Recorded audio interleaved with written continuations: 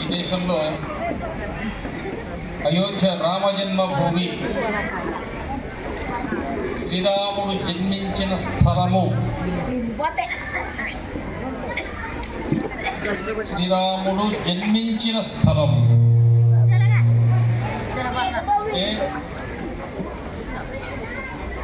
మిగతావి అవతారాలు. కానీ వామనావతారము, పరశురామ అవతారము, రామావతారము, బలరామావతారము, కృష్ణావతారము ఇవన్నీ కూడా మనలాగానే వాళ్ళు కూడా తల్లి గర్భం నుంచి జన్మించారు. అలా జన్మించిన అవతారాలలో 2 జన్మభూములు మనకు ప్రధానమైనవి. ఒకటి రామ జన్మభూమి, రెండవది కృష్ణ జన్మభూమి. ఇప్పుడు రామ జన్మభూమి అవుతున్నది, కృష్ణ జన్మభూమి మళ్ళీ ఎత్తుకున్నారు. మళ్ళీ అక్షంతలు వస్తాయి ఏదో ఒక రోజు. ఆ అక్షంతలు కృష్ణుడు అక్షంతలు కూడా వస్తాయన్నమాట. ఇదైపోతే అది కూడా చూసుకోవాలి మనం. ఒక 35 సంవత్సరాల క్రితం రాముడు ఎక్కడ పుట్టాడో అక్కడ దేవాలయం నిర్మాణం చేసుకోవడం కొరకు 100 కోట్ల మంది హిందువులు ఉండే భారతదేశంలో ఉద్యమం చేయాల్సి వచ్చింది. మానవత్వం లేనివాడు, సంస్కృతి లేనివాడు, నాగరికత లేనివాడు, జ్ఞానము లేనివాడు, బుద్ధి లేనివాడు, రాక్షస ప్రవృత్తి ఉన్నవాడు, మనుషులుగా చూడలేనివాడు, జాతుల్ని నాశనం చేసినవాడు, మతాలను నాశనం చేసినవాడు, స్త్రీలను చెరబట్టినవాడు, గ్రామాలను తగలబెట్టినవాడు, వంశాలను కులాలను కుటుంబాలను గ్రామాలను నరసంహారం చేసినటువంటి మ్లేచ్ఛ ముస్లిం జాతి యొక్క పగబట్టిన వాళ్ళ మతతత్వ రాక్షస క్రూరత్వానికి బలైపోయినటువంటి హైందవ జాతి 800 సంవత్సరాల తర్వాత తిరిగి నా దేశంలో నేను రాముడి దేవాలయం నిర్మాణం చేసుకుంటాను అని చెప్పి తిరిగి మరలా ఉద్యమం చేయాల్సి వచ్చింది 35 సంవత్సరాల క్రితం. కరసేవకు బయలుదేరారు. అక్కడ ములాయం సింగ్ అని ఆయన సీఎంగా ఉన్నాడు. అయోధ్య నగరం ఆకాశంలో కనీసము పక్షిని కూడా ఎగరనివ్వరని ప్రతిజ్ఞ చేశాడు. రోడ్లన్నీ తవ్వేశారు జేసీబీలు పెట్టి, రైళ్లన్నీ రద్దు చేసేసారు, విమానాలు రద్దు చేసేసారు. 500-600 కిలోమీటర్ల ముందే కార్లు ఆపేశారు, బస్సులు ఆపేశారు, రైళ్లు ఆపేశారు. అక్కడే దిగేశారు కరసేవకులు. పగలు లేదు, రాత్రి లేదు, చీకటి లేదు, చలి లేదు, తిండి లేదు. పొలాల్లో పడి, గట్లల్లో పడి, చెట్లల్లో పడి, పుట్టల్లో పడి 500-600 కిలోమీటర్లు నడుచుకుంటూ కరసేవ సమయానికి అయోధ్యకు చేరారు కరసేవకులు. అశోక్ సింఘాల్ గారు ఆ సమయంలో అక్కడే ఉన్నారు. పోలీసులు కొడితే ఆయన తల పగిలి రక్తం కారింది. ఆయన రక్తం భూమి మీద పడింది. ఆధునిక ఋషి రామజన్మభూమి కోసం తన సర్వస్వాన్ని, జీవితాన్ని సమర్పించి త్యాగం చేసిన ఆధునిక ఋషి వారు. ఆ కరసేవకు పోయే ముందు మీ ఊరు నుంచి కూడా పోయి ఉంటారు, మీ జిల్లా నుంచి కూడా పోయి ఉంటారు.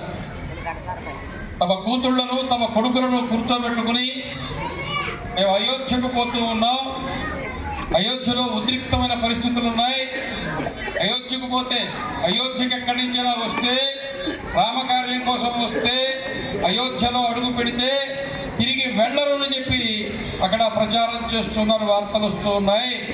అందువల్ల మేము రామకార్యం కోసం అయోధ్యకు పోతున్నాం, తిరిగి వస్తామో లేదో మాకు తెలియదు. అందువల్ల ఓ కుమార్తె, ఓ కుమారుడా, మన ఆస్తి ఇది, నువ్వు ఇది తీసుకో అని చెప్పి ఆస్తులను పంచి వీలునామాలు వ్రాసి ఇచ్చి అప్పుడు అయోధ్యకు తరలిపోయారు. పోతే మళ్ళా తిరిగి రాము, ప్రాణం పోయినా సరే, చచ్చిపోయినా సరే రాముడి కార్యం కోసము మేము సర్వస్వము త్యాగం చేస్తాం తప్ప రామ మందిరాన్ని వదిలే ప్రసక్తే లేదు. సౌగంధ రాముకి ఖాతే హై, మందిర్ వహి బనాయేంగే. మేము ఒట్టు పెట్టుకుంటున్నాం, ప్రతిజ్ఞ చేస్తున్నాం, ఖచ్చితంగా రాముడి మందిరాన్ని అయోధ్యలోనే నిర్మాణం చేసి తిరుగుతామని 1992లో లక్షలాది మంది కరసేవకులు అయోధ్యకు తరలిపోయినారు. పోలీసులు కాల్పులు జరిగాయి, లెక్కలేనంత మంది కరసేవకులు నేలవాలిపోయినారు. సరయూ నది హిందువుల రక్తంతో రక్తసిక్తమై ప్రవహించిన నీరు అక్కడిగా రాక్షస ప్రవృత్తి నశించిపోయింది. రాజకీయ నాయకులు మాట్లాడుతుండేవాళ్ళు, పార్లమెంట్లో చట్టం చేయండి చేత అయితే అన్నారు, కావాలంటే సుప్రీంకోర్టు నుంచి తీర్పు తెచ్చుకోండి అన్నారు. శ్రీరామచంద్రుడు అన్నింటినీ మన్నించేవాడు, శ్రీరామచంద్రుడు అన్నింటినీ క్షమించేవాడు, శ్రీరామచంద్రుడు దేన్నైనా సరే సర్వనాశనము చేయగలిగిన వాడు. అవునా కాదా? అవునా అవునా కాదా? అర్థమైందే కదా. అందుకనే శ్రీరామచంద్రుడు తన దేవాలయం ఎక్కడ ఉండాలో ముందు సమాజంలో, ప్రపంచంలో కోట్లాది మంది హిందువుల చేత దేవాలయం అక్కడే ఉండాలా అని మీ చేత చెప్పించాడు. చెప్పించాడా? మీరందరూ ఒప్పుకున్నారా? ఉండాలా వద్దా? చేతులు ఉన్నాయి లేవా? రెండు చేతులు ఉన్నాయి లేవా? పైకెత్తచ్చు కదా, జై శ్రీరామ్ అనొచ్చు కదా, అనొచ్చు కదా, అనొచ్చు కదా, అనొచ్చు కదా. తెచ్చండి. ముందు సమాజం చేత రామాలయం అక్కడ ఉండాలా అని అనిపించాడు. ఆ తర్వాత సుప్రీంకోర్టు తీర్పు తెప్పించాడు. ఆ తర్వాత పార్లమెంటులో రామ జన్మభూమి తీర్థక్షేత్ర ట్రస్ట్ భారతదేశ ప్రధానమంత్రి నరేంద్ర మోడీ గారు పార్లమెంటులోనే ప్రకటించారు, ఇదిగో ఈ ట్రస్టే రామ మందిరం నిర్మాణం చేస్తుందని. చేశారా లేదా? చేశారా లేదా? సుప్రీంకోర్టు తీర్పిచ్చిందా లేదా? ఇచ్చిందా లేదా? పార్లమెంటు చట్టం చేసిందా లేదా? అవునా? ప్రజలు ఒప్పుకున్నారా? సుప్రీంకోర్టు ఒప్పుకుందా? పార్లమెంట్ ఒప్పుకుందా? 2 సంవత్సరాల దేవాలయం కట్టారా? కట్టారా? రేపు 22వ తేదీ వస్తున్నాడా? అది శ్రీరాముడు అంటే. ఎవడు ఎన్ని ప్రశ్నలు వేసినా లొంగేది లేదు, తగ్గేది లేదు, విసుగు లేదు, విరామం లేదు, కోపం లేదు, తాపం లేదు. అందరి చేత ఒప్పించి ప్రపంచంలో మొట్టమొదటి ప్రజాస్వామ్యవాదిని నేను అని చెప్పి ప్రజల అంగీకారంతో ఈరోజు బాలరాముడు అయోధ్య దేవాలయంలో కొలువు తీరబోతూ ఉన్నాడు. అవునా కాదా? జై శ్రీరామ్, జై శ్రీరామ్. శ్రీరాముడు దేవుడు, రావణాసురుడు శ్రీరాముడు, ఆంజనేయుడు, కృష్ణుడు, పక్కన ఎవరు?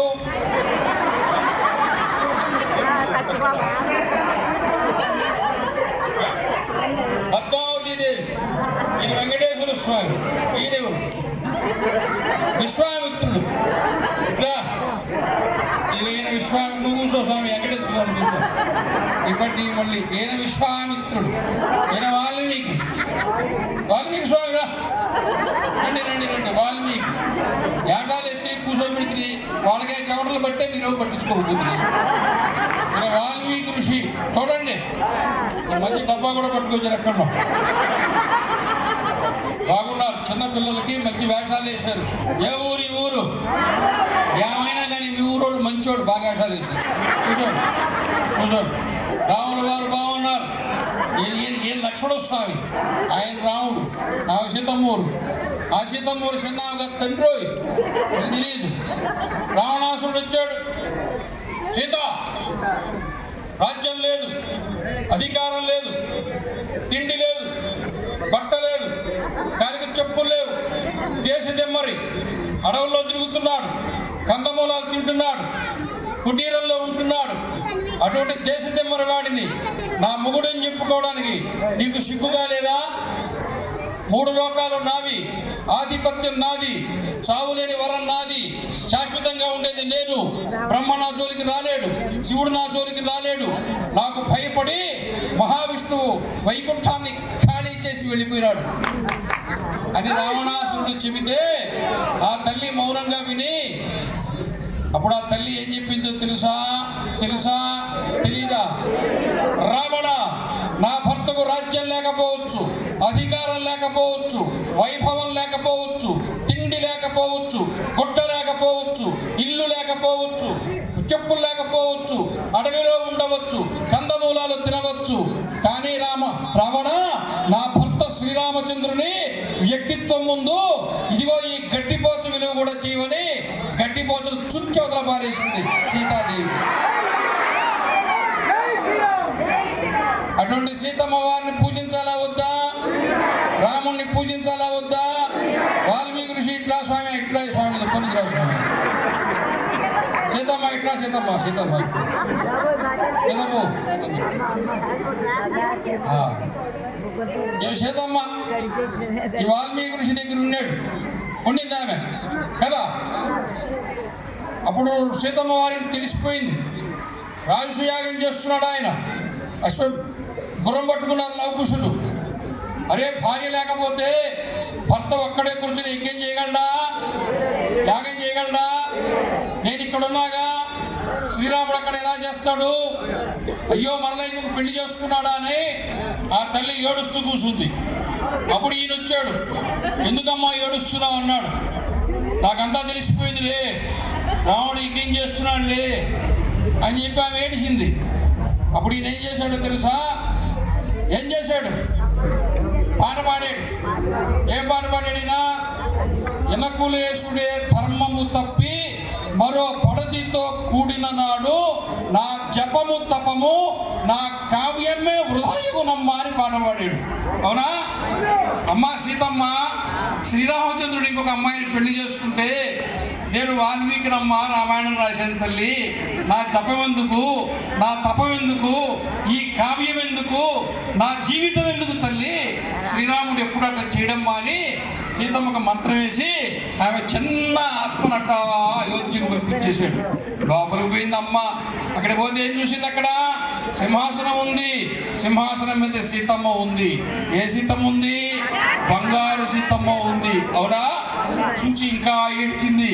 అబ్బా నా రాముణ్ణి అనుమానించానే, అయ్యో తప్పు చేశానే, నా కోసం ఎంత బాధపడుతున్నాడునే నా భర్త అని చెప్పి ఆమె మొహం మీద, ఆ విగ్రహం మొహం మీద బొట్టు లేకపోతే తన గోటితోటి ఆ బొట్టంతా కూడా దిద్దింది. అప్పుడు రాముడు వచ్చారు అక్కడికి, చూచాడు విగ్రహాన్ని. ఈ బొట్టు సీతమ్మ తప్పితే ఇంకెవరికి ఇట్లా బొట్టు పెట్టడం రాదు. రోజు సీత నాకు ఈ రకంగా బొట్టు పెట్టుకొని కనపడేది. ఈ విగ్రహానికి ఇంతకు ముందు బొట్టు లేదు, ఇప్పుడు బొట్టు వచ్చిందంటే నా భార్య ఇక్కడికి వచ్చింది, సీత ఇక్కడికి వచ్చిందని సీత సీత సీత అని అక్కడంతా వెతికాడు. వెతికాడా లేదా? అది రాముడు వెతికితే సీతమ్మ చూచిందా లేదా? ఒరే నాయన, ఈ కథ చదివారు కాబట్టి, రామాయణం విన్నారు కాబట్టి, ఒక్కసారి పెళ్లి చేసుకుంటే చచ్చేదాకా నువ్వే నా భర్తవి, చచ్చేదాకా నువ్వే నా భార్యవని ఒక్క హిందూ మతంలో మాత్రమే శాశ్వత కుటుంబ వ్యవస్థ నిలబడి. అవునా కాదా? ఏ దేవాలయం? శివాలయంలో ఎవరుంటారు? కాదు, పార్వతి పరమేశ్వరులు ఉంటారు. రామాలయంలో ఎవరుంటారు? సీతారాములు ఉంటారు. సీతమ్మను కూసోపో, వాళ్ళు రాముడు అడుగుతాడు. మళ్ళీ మీద బాణం వేస్తాడు వాళ్ళు. ఆయన వచ్చి నేను గడ్డం పెంచుకున్నానా, కాషాయం కట్టుకున్నానా, ఏవో రావణాసుడు అనుకుంటే నేనే చేసిన వేస్తాడు. ఒకసారి దెబ్బతిన్నాడు ఆయన. అందుకని శివాలయంలో ఉండేది ఎవరు? పార్వతీ పరమేశ్వరులు, ఆది దంపతులు. రామాలయంలో ఉండేది ఎవరు? సీతారాములు, ఆదర్శ దంపతులు. శివాలయం పోయినావా, పార్వతీ పరమేశ్వరులాగా బతుకుతారు. రామాలయం పోయి చూచారా, సీతారాముల్లాగా బతుకుతారు. 6 సీరియళ్ళు చూచారా, కొట్టుకొని చచ్చి తచ్చిపోతారు. ఒకరిని కొట్ట, పెళ్ళాన్ని కొట్ట, అత్తను కొట్ట, మామను కొట్ట, కొడుకును కొట్ట, కూతురును కొట్ట, లేపయ్యా లేపి అత్తనట్టు చంపేవారా, ముగ్గురునట్టు చంపేవారా, పెళ్ళాన్నట్టు చంపేవారా, దానికి ఒక సీరియలు, దానికి బీపీ పెంచుకోవడం, దానికి గోళీలు వేసుకోవడం, డాక్టర్ దగ్గరికి పోవడం, షుగర్ తెచ్చుకోవడం, జుట్టు ఊడిపోవడం, మళ్ళీ జుట్టు ఊడిపోతే మళ్ళీ వాడే బ్రేకులో చూపిస్తాడు, ఇది పూసుకుంటే వస్తుంది, మళ్ళీ అది పూసుకోవడం, దానికి 3 ఎకరాలు అమ్ముకోవడం. అవసరమా? అవసరమా? అవసరమా?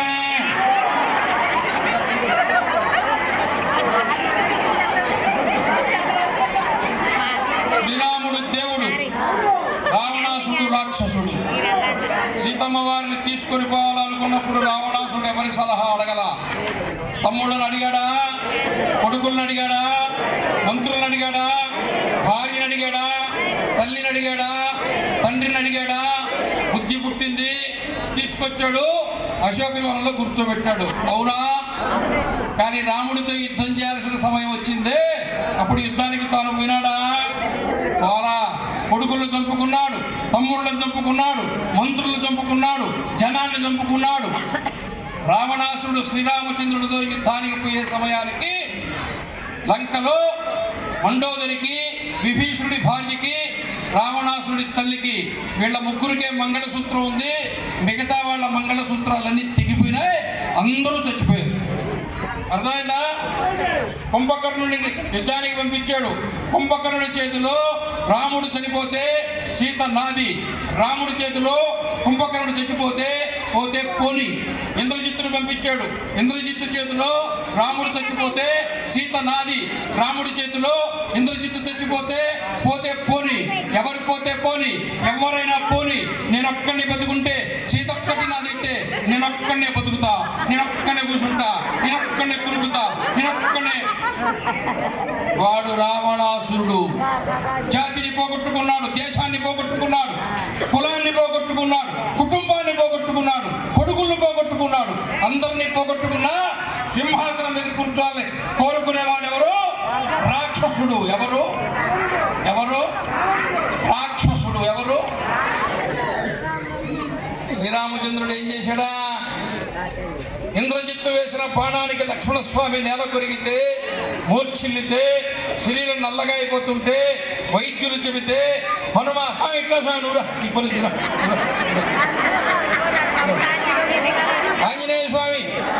ఆంజనేయ స్వామి గదర్లు కొట్టుకున్నాడు, హిమాలయాలకు పోయినాడు, ఈ చేత పెట్టాడు. పొద్దున్నే హోటల్లో ఇడ్లీ లేపినట్టు లేపాడు సంజీవిని పర్వతాన్ని.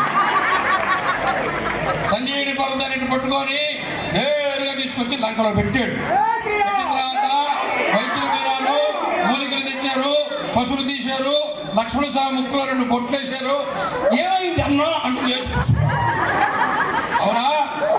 మళ్ళీ ఈయన పోతున్నాడు కొండ దగ్గరికి, సంజీవిని పర్వతాన్ని మళ్ళీ ఇట పైకి పులివంగరాన్ని బాండా మైసూరు బజ్జీలు లేపెట్టి అక్కడ పెడదాం. వాసన రాదు కాబట్టి సరిపోయింది, లేకపోతే ఇది బాండా ఏమైనా తినేసుకున్నాం. అయినా మన హనుమంతుడు ఆంజనేయ స్వామి మళ్ళా నా పర్వతాన్ని తీసుకొని పోదనుకుంటుంటే, హనుమా అన్నాడు. ప్రభు ఏమి ఆజ్ఞ అన్నాడు ఆంజనేయ స్వామి. హనుమా, నా తమ్ముడు బతికితే సరిపోయిందా? నా ముక్కు ముఖం తెలియదు కదా, నేనెవరో తెలియదు కదా, సుగ్రీవుడు చెప్పాడని. ప్రపంచంలో ఉండే కోట్లాది వానర సేన వచ్చింది కదా, రాక్షసుల చేతిలో కొన్ని లక్షల వానరులు చచ్చిపోయారు కదా, వాళ్ళందరూ బతకాలి కదా, వాళ్ళ భార్యాపిల్లలు సుఖంగా ఉండాలి కదా, వాళ్ళు సంతోషంగా ఉండాలి కదా, వాళ్ళు ఏడుస్తూ ఉండకూడదు కదా, నా భర్తేడిని ఏడవకూడదు కదా, మా నాన్న ఏడిని ఏడవకూడదు కదా. హనుమా, ఆ పర్వతానికి కొద్దిసేపు అక్కడ ఉంచు హనుమా. ఆ పసర్లు ఉన్నాయి కదా, మూలికలు ఉన్నాయి కదా, ఆ వాసన పర్వతం, ఈ యుద్ధం క్షేత్రం అంతా, యుద్ధ భూమి అంతా కూడా పరుచుకొని ఆ వాసన పీలిస్తే, తగిలితే చచ్చిపోయిన శవాలు కూడా లేచి కూర్చుంటాయి కదా. ఈ లక్షలాది వానర సేన బతకని లోకంలో అందరూ సుఖంగా ఉంటే రాముడు సుఖంగా ఉంటాడు. లోకంలో ఎవరైనా బాధపడితే రాముడు బాధపడతాడు. హనుమా, అందరినీ బతకని అన్నాడు. ఆంజనేయుడు సరే అన్నాడు. ఆ వాసన గాలికి వీళ్ళ నాయనే ఎవరా? వాయుదేవుడు. మళ్ళీ ఇక్కడ నాయన పేరు చెప్పు. వాయుదేవుడు వెంటనే అలా వచ్చేసాడు. వాయుదేవుడు ఇలా వచ్చేసాడు, గాలి వచ్చేసాడు. చచ్చిపోయిన మొత్తం వానరులు కోతులు కోతులు కోతులు గుంపులు గుంపులు లేచి కూర్చున్నారు. జై శ్రీరామ్ అన్నారు. అంతే. అప్పుడు వెంటనే హనుమెళ్ళి ఆ పర్వతాన్ని తీసుకొని అలా హిమాలయ పర్వతంలో పెట్టించాడు. అర్థమైందా? తనను నమ్మిన వాళ్ళందరినీ చంపుకున్నవాడు రావణాసురుడు రాక్షసుడైనాడు. తనను నమ్ముకున్న వాళ్ళు ఎవరైతే చచ్చిపోయారో వాళ్ళందరినీ బతికించుకున్నవాడు శ్రీరాముడు దేవుడైనాడు. అవునా? జై శ్రీరామ్. అందరి మేలు కోరుకునేవాడు, లోకహితాన్ని కోరుకునేవాడు దేవుడు అవుతాడు. ఏ ఇంటి గుమ్మ మీద చూసినా గుమ్మ మీద ఏముంటుంది స్టిక్కరు?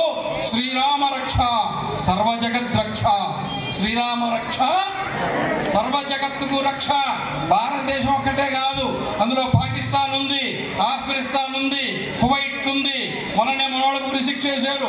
ప్రధానమంత్రి ఫోన్ చేశాడు, జైలు శిక్ష అన్నారు. ఏ సంగతి అన్నాడు?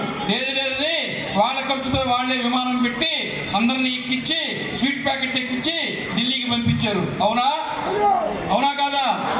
రామ జన్మభూమిలో రాముడు వస్తున్నాడంటేనే అందరూ జాగ్రత్తగా అందరూ సరిగ్గా సరిపోతున్నారు. అవునా? రేపు వచ్చి కూర్చున్నాడంటే శ్రీరామ రక్ష సర్వ జగత్ రక్ష. అమెరికా బాగుంటుంది, ఇంగ్లాండ్ బాగుంటుంది, ఇటలీ బాగుంటుంది, ఇటలీలో ఇటలీ బాగుంటుంది, ఇక్కడుండే ఇటలీ బాగుంటుంది, అక్కడుండే ఇటలీ బాగుంటుంది, ఇటలీ ఇటలీగా ఉంటుంది, ఇటలీ ఇండియాగా ఉంటుంది, ఇండియా భారత్ అయిపోతుంది. అర్థం కాదా? అయితే కొట్టకూడదా?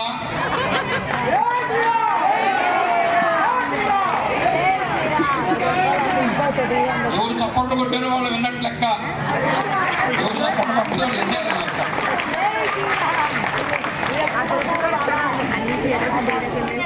వాలి అడిగాడు, రామా సుగ్రీవుడు బలహీనుడే, వాడిని పట్టుకున్నావు నువ్వు, ఆ సంఖలో రావణాసురుని పెట్టుకొని 7 సముద్రాలు తిరిగి వచ్చానే, ఒక్క మాట అంత చెప్పుంటే లాక్కోనిచ్చి రావణాసురుని కాళ్ళ దగ్గర పడేసి ఉండేవాడిని, ఒక్క మాట నాతో చెప్పకూడదా శ్రీరామచంద్ర అని వాలి అడిగాడు.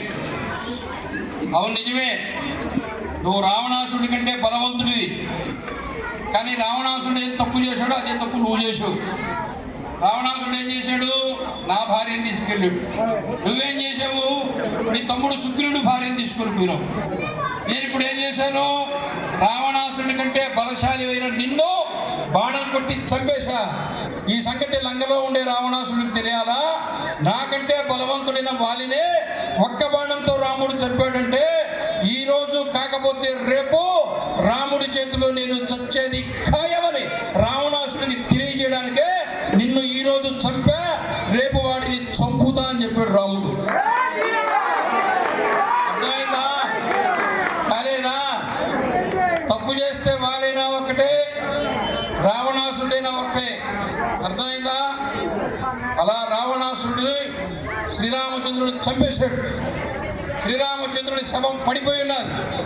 ఆ పడిపోయి ఉండే శవం దగ్గర బండ మీద కూర్చో ఉన్నాడు. లోపల లంకలోకి వార్త పంపించారు. గుండెలు వేసేటట్టు గుండెలు బాదుకుంటూ మండోదరి తన భర్త చనిపోతే ఆ భర్త శవం చూడడానికి వస్తున్నది. సాయంత్రం వేళ సూర్యుడు వెనక నుంచి పడుతున్నాడు. రాముడు ఇలా కూర్చో ఉన్నాడు. ఇలా నీడ వస్తోంది, ఒక స్త్రీ నీడ వస్తోంది. స్త్రీ కంఠం వినబడుతోంది, ఆమె ఏడుస్తోంది. ఆ స్వరాన్ని విన్నాడు. వెంటనే ఈ బండ మీద కూర్చోండే శ్రీరామచంద్రుడు ఎగిరి అవతల గంతి వెళ్ళిపోయాడు. మండోదరి వచ్చింది. రావణాసురుడి సభ మీద పడి బోర్ని ఏడ్చింది కాసేపు. తర్వాత నా భర్తను చంపినా ఆ శ్రీరాముడు ఎవరో చూడాలనుకుంటున్నాను అన్నారు. రామచంద్రుడు ఆమె ఎదురుగా వచ్చి నమస్కారం చేసి, అమ్మా నీ భర్త ఎవరో చేయని తప్పు చేశాడు తల్లి, అందువల్ల దండించవలసి వచ్చింది. నేను ఎంత చెప్పినా మాట వినలేదమ్మా, నాకు వేరే మార్గం లేకపోయింది తల్లి, నీకు పసుపు కుంకుమం లేకుండా చేసింది నేనేనమ్మా అని పాప ఆయన చేతులెత్తి దండం పెట్టి చెప్పాడు శ్రీరామచంద్రుడు. అప్పుడు మండోదరి ఏమన్నదో తెలుసా? నీ గురించి నేను విన్నాను, నీవు ధర్మాత్ముడు అని విన్నాను. రామచంద్ర, నీ ముఖాన్ని నేను చూడకముందే నీవు ఎంత గొప్పవాడివే నాకు అర్థమైందయ్యా, నేను తెలుసుకున్నాను. నేను ఇలా నడుచుకుంటూ వస్తూ ఉంటే నా నీడ అలా పడితే పరస్త్రీ నీడ నీకు ఎక్కడ తాకుతుందోనని కూర్చున్న బండ మీద నుంచి దూరంగా జరిగిపోయి కనీసం పరస్త్రీ నీడ కూడా నీ మీద పడకుండా బతికిన వాడివి నువ్వు. బతికినంత కాలము పరస్త్రీ వ్యామోహంతో బతికిన పాపాత్ముడు వీడు. వీడు దండనార్హుడు, నువ్వు చంపాల్సిందే, నా భర్త చావాల్సిందేనని శ్రీరామచంద్రుడికి దండం పెట్టి లంకలోకి వెళ్ళిపోయింది మండోదరి. అటువంటి వాడు శ్రీరామచంద్రుడు. ఆ రాముడికి దేవాలయం కట్టుకోవాలో వద్దా? ఆ సీతమ్మ తల్లికి దేవాలయం కట్టుకోవాలో వద్దా? ఈ ఆంజనేయుడికి దేవాలయం కట్టుకోవాలో వద్దా? ఆ వాల్మీకిని స్మరించుకోవాలో వద్దా? విశ్వామిత్రుడిని గుర్తుపెట్టుకోవాలో వద్దా? మర్చిపోతామా? మనం హిందువులం. ఎవరో నిన్న పుట్ల మొన్న పుట్ల మనం కృతయుగంలో ఉన్నాం, త్రేతాయుగంలో ఉన్నాం, ద్వాపర యుగంలో ఉన్నాం, కలియుగంలో ఉన్నాం, మళ్ళా కృతయుగంలో కూడా మనమే ఉంటాం. ఉంటావా ఉండవా? అనుమానమా? డౌటా? నీకేమన్నా డౌటా? మన తిరిగి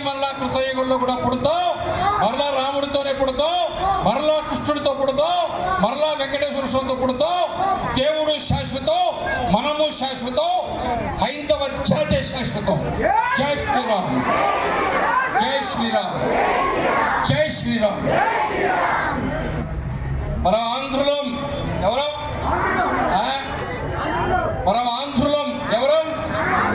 గట్టిగా అందరూ ఆంధ్రులం, ఆంధ్రులం చెప్పండి, చెప్పండి. ఆంధ్రులం అంటే ఏంటో తెలుసా? తెల్దా? తెలీదా? ఒరే పిచ్చోళ్ళలారా, 10 అవతారాల్లో 7 అవతారాలు దేవుడు పుట్టిందే ఆంధ్రదేశంలో స్వామి. చెప్పంటారా? వింటారా? వింటారా లేదా? మంచు కురుస్తుందా లేదా? చలి పుడుతుందా లేదా? చెమట పడుతుందా లేదా? వేడెక్కుతుందా లేదా? మరి పిచ్చోడ రావణుని గురించి చెప్తే వేడెక్కదా? ఆంజనేయుని గురించి చెప్తే వేడెక్కదా? హైందవ జాతి గురించి చెప్తే వేడెక్కదా? దేశాన్ని గురించి చెప్తే వేడెక్కదా? నీ గురించి చెప్తే నీకు రక్తం ఉడుకుతుంది, పౌరుషం పెరుగుతుంది, రోషం వస్తుంది, జీవునెత్తురు పరిగిస్తుంది, గుర్రం గుర్తుకొస్తుంది, ఖడ్గం గుర్తుకొస్తుంది, శివాజీ గుర్తుకొస్తాడు. సందు దొరికితే అవకాశం వస్తే ఒక్కసారి మళ్ళీ యుద్ధం చేయాలని కూడా అనిపిస్తుంది. అనిపిస్తుందా? అనిపించదా? యుద్ధం చేయరా? షుగర్ వచ్చిందా? మోకాళ్ళు నొప్పా? గుర్తు నిలబడిందా? సయాటిగా పోయినా? మోకాళ్ళు అరిగిపోయినాయా? ఒక్కళ్ళు కూడా యుద్ధం చేస్తామని చెప్పలేమా స్వామి? ఎంతసేపు ఆశాలు వేసుకొని చూసేస్తారా? యుద్ధం చేయరా? భగవాను చేయకపోతే చెప్పండి, వదిలిపెట్టండి. అక్కడ మహిళామూర్తులు సిద్ధంగా ఉన్నారు. యుద్ధం చేస్తారో చేయరా? దేశం కోసం యుద్ధం చేస్తారో చేయరా? ధర్మం కోసం యుద్ధం చేస్తారో చేయరా? జాతి కోసం యుద్ధం చేస్తారో చేయరా? దేవాలయం కోసం యుద్ధం చేస్తారో చేయరా? ఇప్పుడు మగవాళ్ళు చెప్పండి, చేస్తారా చేయరా? లేకపోతే డిపాజిట్లు పోవా?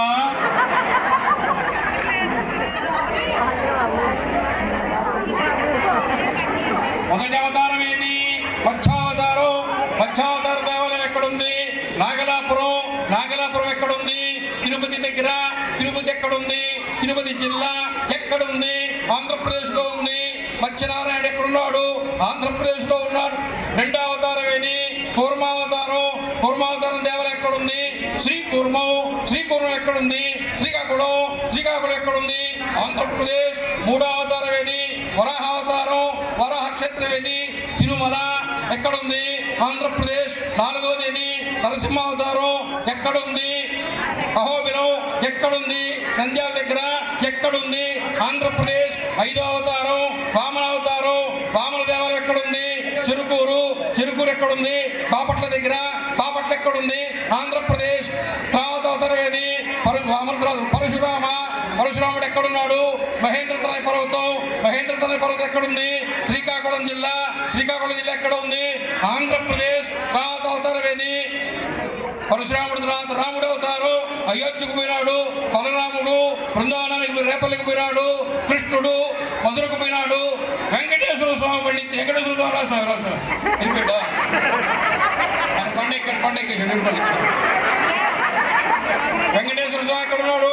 తిరుమల కొండ మీద ఉన్నాడు. అవునా కాదా?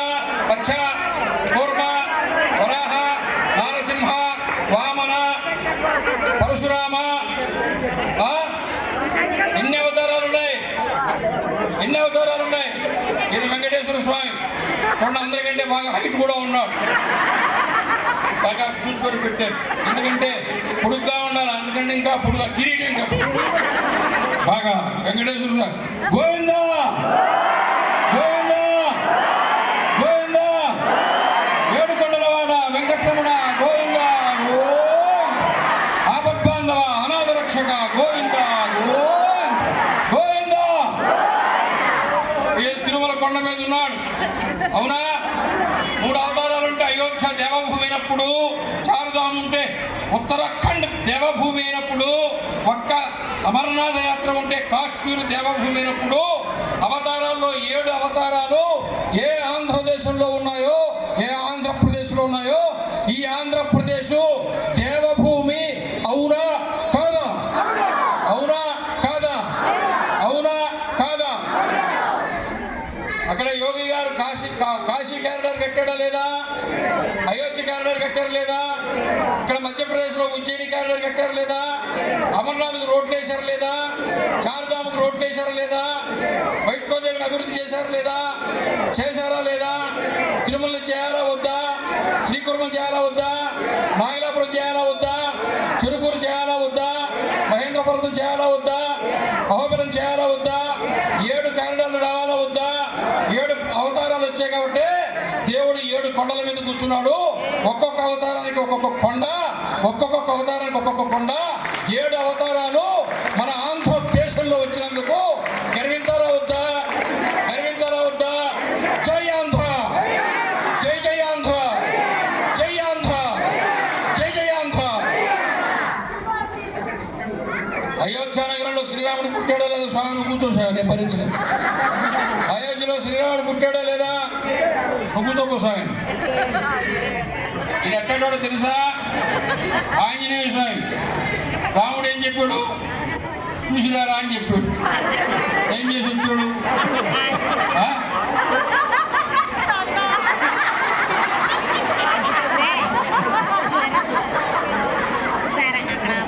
పాకెవరిది? రావణాసుడు ఏం చేశాడు? పంచులు కట్టాడా లేదా? చీరలు కట్టాడా లేదా? చీరలో పెంచిన ఎవరివి? రావణాసుడి. దాని మీద నూనె పోసాడా లేదా? నెయ్యి పోసాడా లేదా? ఎవరివి? రావణాసుడి. దాన్ని నిప్పు పెట్టాడా లేదా? అగ్గిపుల్ల ఎవరిది? కాదు, ఈయనేం చేశాడు? తగలబెట్టాడు. తగలబెట్టింది ఎవరిది? పాత బట్టలు ఎవరివి? రావణాసుడివి. తైలం ఎవరిది? రావణాసుడిది. అగ్గిపుల్ల ఎవరిది? రావణాసుడిది. తగలబెట్టింది ఎవరిది? రావణాసుడిది. ఈయన ఒక్క పైసా ఖర్చు పెట్టాడా? ఈయన పెట్టుబడి పెట్టాడా? సామాన్యుడు కాదు, చాలా పెద్ద బుద్ధి ఆంజనేయ స్వామి. అర్థమైందా? వాడి నిప్పుతో వాడి కొంపని శుభ్రంగా తగలబెట్టేసి శ్రీరాముడు అయోధ్యకు పోయి రావణాసుడితో యుద్ధం చేసే సమయానికి సైన్యం లేదు, ఇళ్ళు లేవు, తగలబడిపోయినాయి. మొత్తం ధాన్యాగారాలు తగలబడిపోయినాయి, ఆయుధాగారాలు తగలబడిపోయినాయి. లంకలో ఏమీ లేదు. లంక మొత్తాన్ని శ్మశానం చేసి అప్పుడు వచ్చి నేను చూశా, సీతమ్మని నేను చూశా. నువ్వు కూర్చోపోసామే, నువ్వు కూడా కుర్చీలో కూర్చోసామే, ఇక్కడ కూర్చోవచ్చులే. ఆంజనేయ స్వామి, తప్పడు కూడా ఆంజనేయ స్వామి. అర్థమైందా? ఫోటోలు తీసి ఇంట్లో పెట్టుకోండి. అందరూ ఫోటోలు తీసారా? ఆ ఫోటోలు తీసి ఫ్రేములు చేయించి కట్టించుకుంటే రేపు పెళ్ళి అయిందిరా, అంత పిల్లలు పుడితే ఒరే నా కొడక నేను రా రాముడాష్ అని చెప్పుకుంటాడు, మరి నా మనవడా నేను రా అని చెప్పుకుంటాడు. లేకపోతే కోటిలో ఆడుకుంటుండే, పెళ్ళం కూడా ఆడుకుంటుండే, కోచికొమ్మచ్చి ఆడుకుంటుండే. సాయంత్రం అక్కడ పోయినా 364 నెంబర్ ఉండింది, అరగడాలు ఉండి లోపల సీసాలు ఉన్నాయి, బొక్కలు చీపెట్టా. ఏం చెప్పాలి సంతానానికి? ఏం చెప్పాలా? నీ జాతిని గురించి చెప్పాలా? నీ దేవుని గురించి చెప్పాలా? నీ సాంప్రదాయాన్ని గురించి చెప్పాలా? అది కాకుండా ఏది చెప్పినా నీకు రావణాసుడికి తేడా తేడా నహి హై, అంతేనా? అది విషయం. కాబట్టి ఈ రోజున అయోధ్యలో 22వ తేదీ అబ్బాయి కార్యక్రమం పెట్టావు. దిలీపు దూరమా? దగ్గరే దగ్గరే దగ్గరే దగ్గర పోయి దాంట్లో ఇన్విటేషన్